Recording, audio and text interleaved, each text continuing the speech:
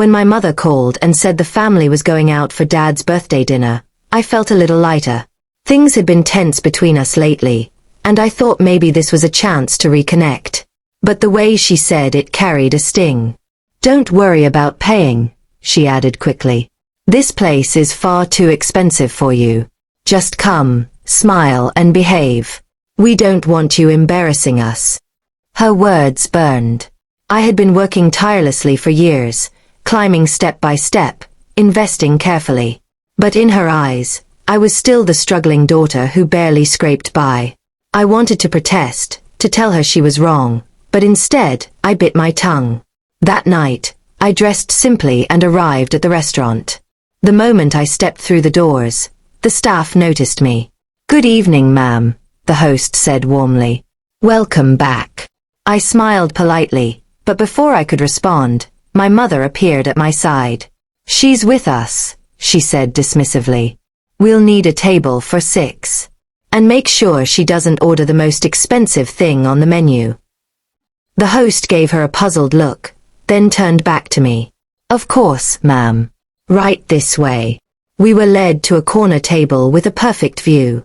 Dad looked happy, surrounded by family, and I decided not to let Mom's sharp words ruin the evening.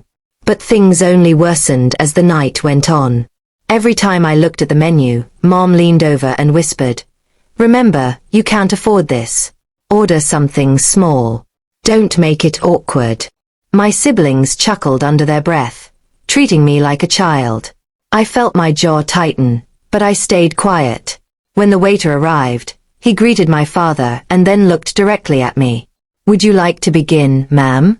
As always, your preferences come first." The table went silent. My mother frowned. "Why are you asking her first?" she demanded. The waiter smiled politely. "Because she's the owner of this establishment." The words hung in the air like thunder. My family's laughter died instantly. My mother's face turned pale, her eyes wide. I leaned back in my chair, finally meeting their stunned stares. "I wasn't going to say anything tonight," I said softly, "but since you've all spent the evening reminding me of what I supposedly can't afford, now you know the truth." Dad's eyes filled with pride. You own this place?" I nodded. "I invested in it 3 years ago.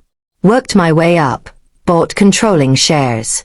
I didn't tell anyone because I wanted to succeed quietly. And tonight, I just wanted to celebrate you." The silence around the table was deafening. My siblings avoided my gaze, suddenly ashamed.